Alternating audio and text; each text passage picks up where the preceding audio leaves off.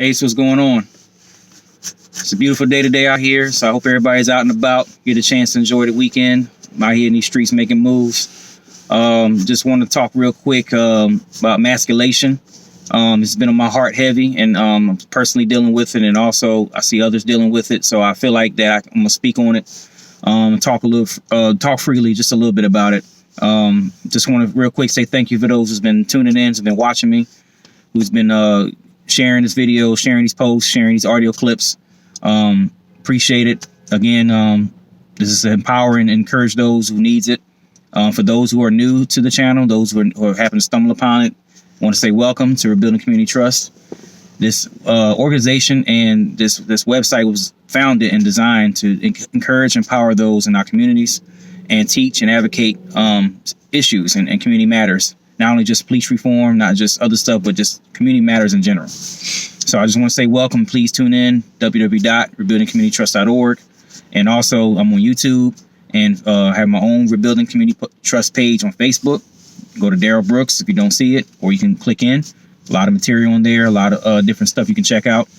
So just real quick, not going to be before you very long, but just want to talk about emasculation. So the definition of emasculation is pretty much you're stripping the power, and in paraphrase, you're stripping the power of the man, and you're pretty much telling him that he doesn't matter.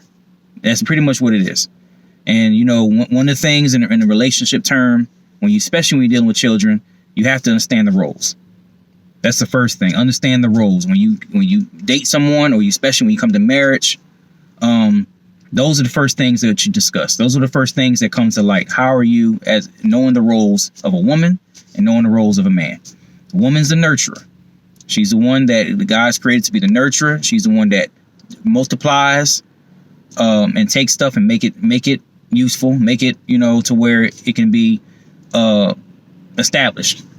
There's nurturers. They're the ones that run the home, far as the kids and the household. The man is the protector.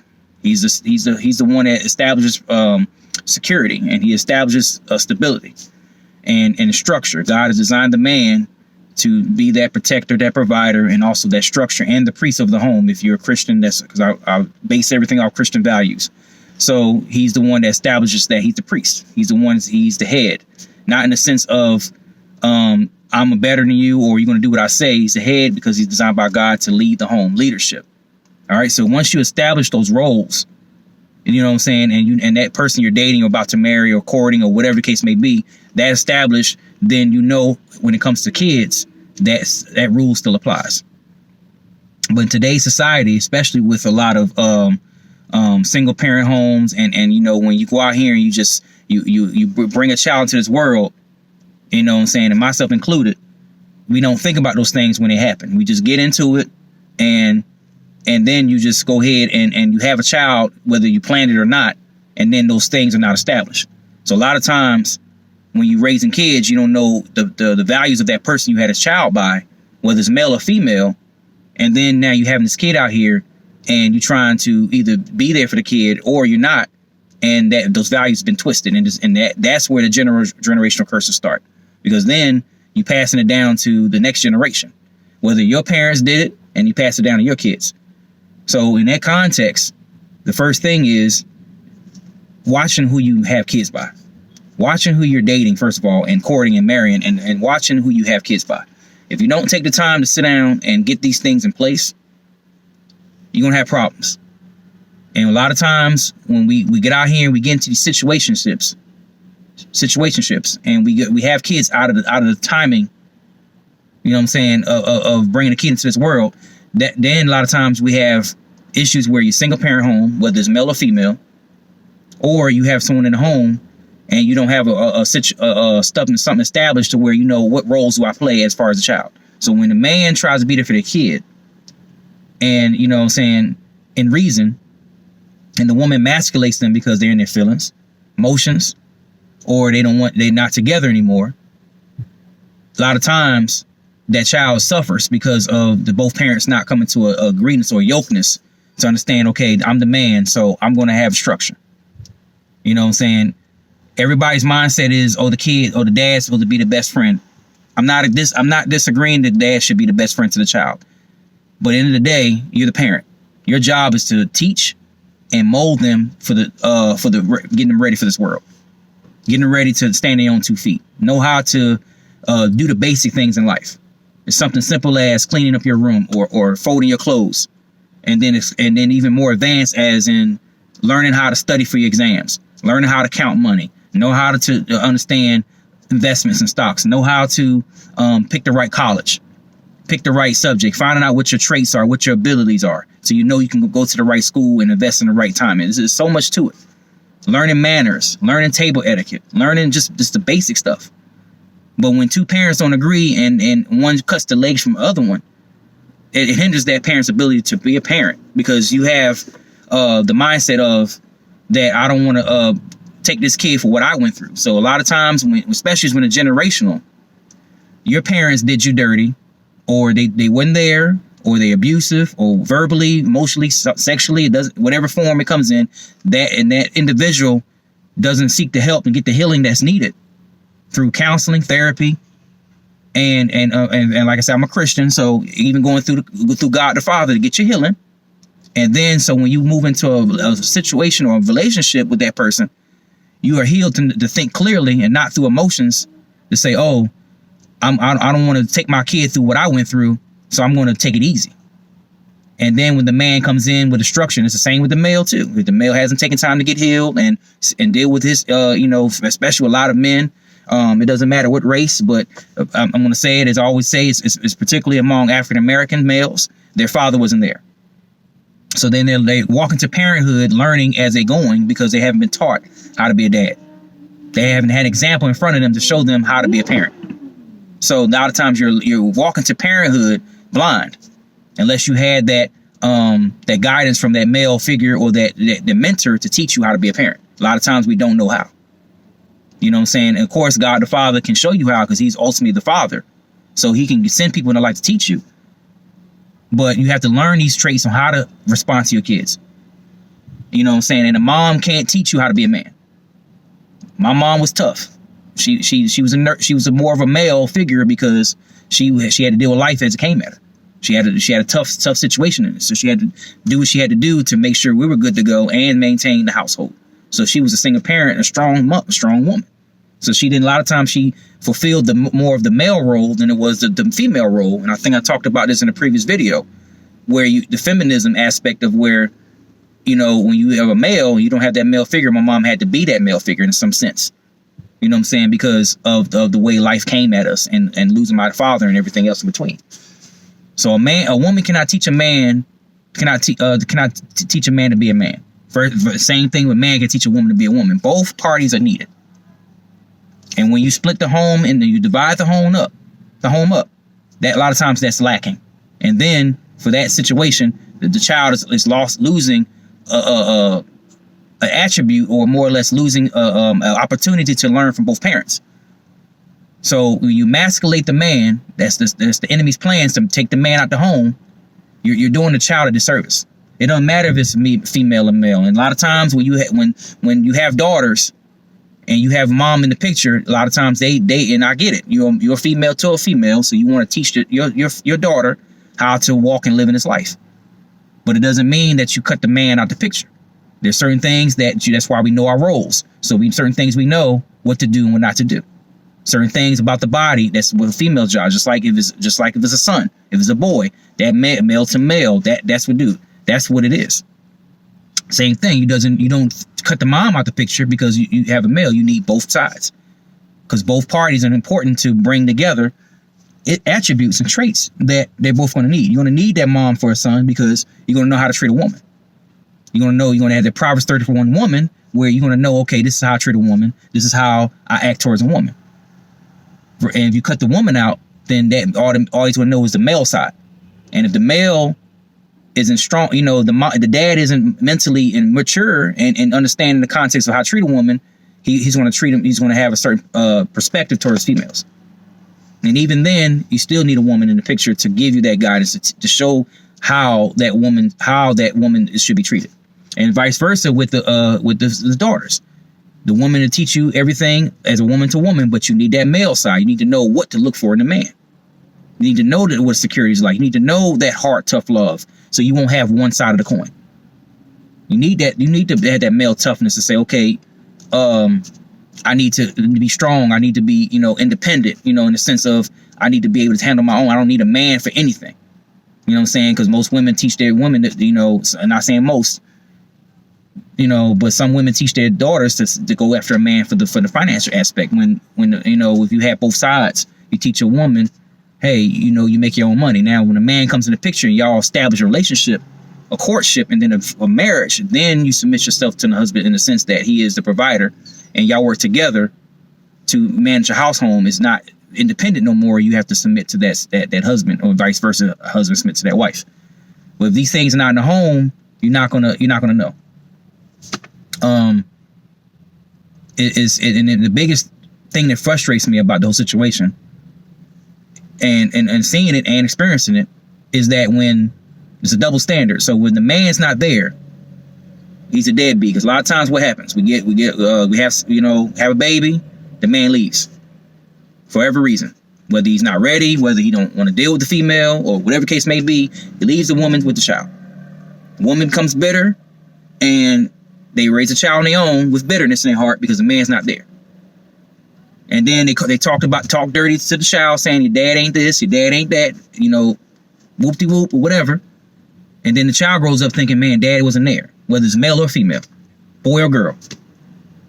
You dog him out, right? You talk about him, you hit him for child support, and you go after him and you talk dirty to him, you do all these things, you're in your feelings.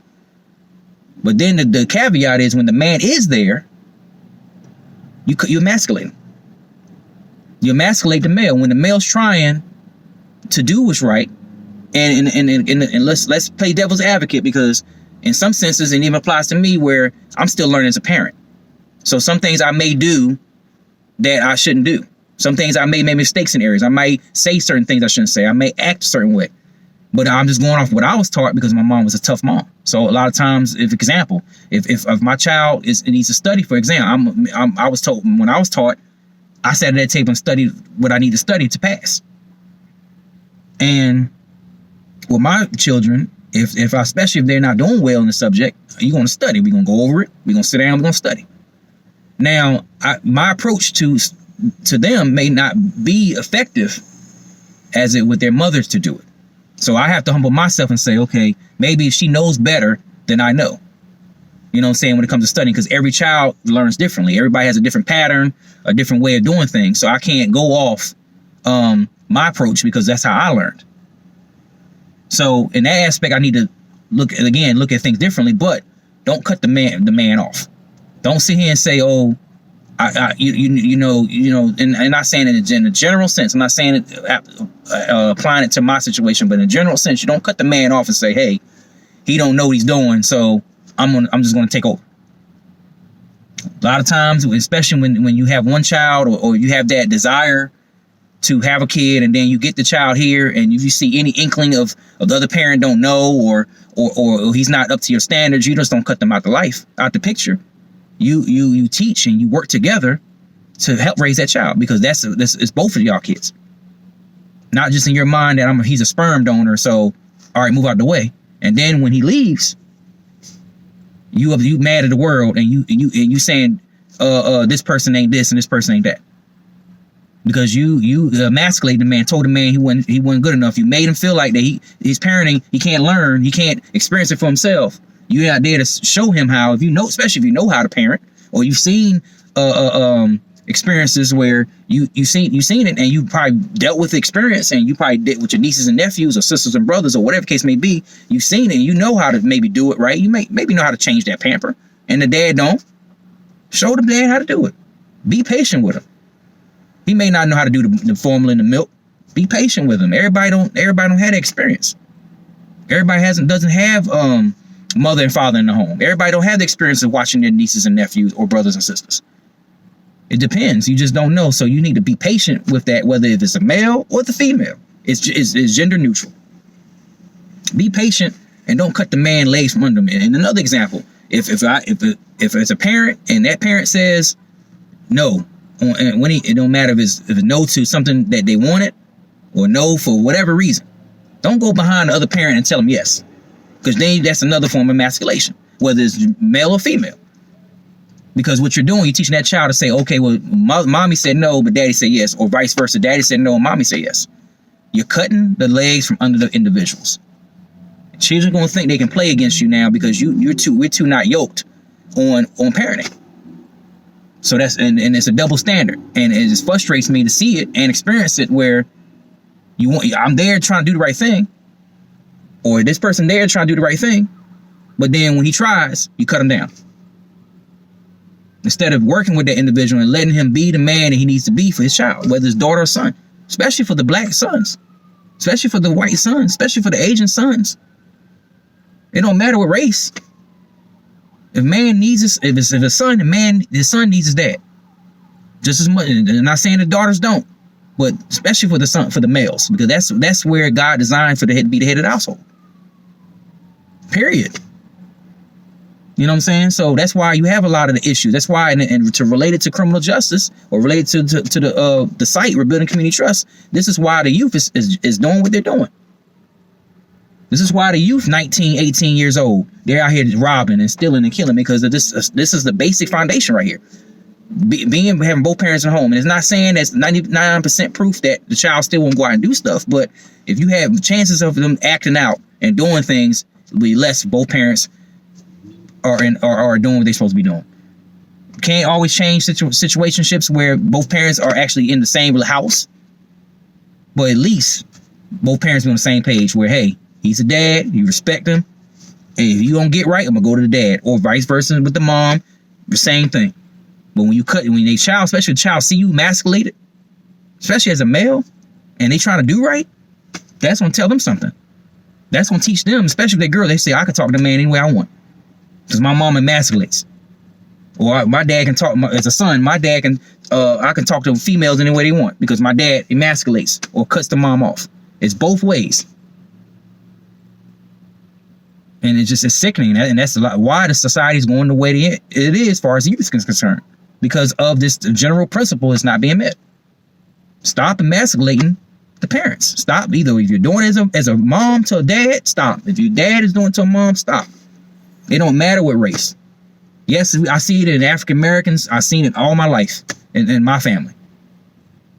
I see it in my family. I see it in other people's families. I see it all over. But I see it more African American, but it happens all over the world. It don't matter what race and culture you are. If the same principle applies, no matter if you're Caucasian, no matter if you're Asian, Hispanic, if you cut the man, emasculate him, and cut him from his legs beneath him, the child, and especially if they see it and they experience it, they're gonna think it's okay to do it. And that's when the child starts to disrespect, and that's when it gets out of control and gets out of hand, because the mom does it to the dad or the dad does it to the mom. There's no respect. And that's why the youth is where it is today. So I really want people to understand this about emasculation, man. Stop doing it. It's a rant. I'm pretty upset about it, but this is contribution to why crime is the way it is, why the society is the way it is. Because the parenthood is being attacked, the home is being attacked, the marriage bed is being attacked because of this simple stuff, because we're hard hearts. We want to do what we want to do. And if something ain't up to the standard or code, instead of you sitting them down and saying, hey, let's go to parenting classes. Let's talk about this. Let's see what's the stigma. Why are you so aggressive with the kids? Why are you not so aggressive with the kids? Our upbringing is a big part of it. Influence is a big part of it. Once we heal and once we sit together as a team, as a parent, as a co-parent relationship, as a team, say, oh, you know what? Okay, I see what you're saying. Or, okay, I need to work on this. Or, okay, I need you to work on that. I need you to be a team. I need you to stand with me when I'm trying to get these kids in order. But when you're not healed, and when you operate in a sense of fear, or operate in a sense of I just want them not to experience what I experienced, and you let key principles go. Bible says, spare the rod, spoil the child. You cut that thing from under them. And then the biggest thing, and I experienced it too, they call, hey, he out of control, or she's out of control. I need you to step in. And they 16, it's too late. They 12, it's too late. They already grounded in that now. So now I have to work twice as hard, or that person got to work twice as hard to break something that it should have been nipped in the bud a long time ago. It should have been nipped in the bud a long time ago. So now I gotta figure out a way, because whoopings get old after a while. Now I gotta fight you like in the street to get you to clean your room, do your homework, study. When you supposed to nip it in the bud when they 6, 7, 8 years old. Both parents doing it. No, you failed the test. No, you take that tablet away, take that computer away, take that gaming system away. No, you're not going out because you didn't take the time to contribute to what you need to do to pass. And it's teaching them responsibility, because they're gonna think it's okay to just think a lot of play and no work. You have to. Education is key. Period. Education is key. No matter, it can be a cliche. People can think it's a game that they don't have to go to school and learn. But this world ain't playing out here. Go out here and fail high school. Nowadays college degree ain't enough.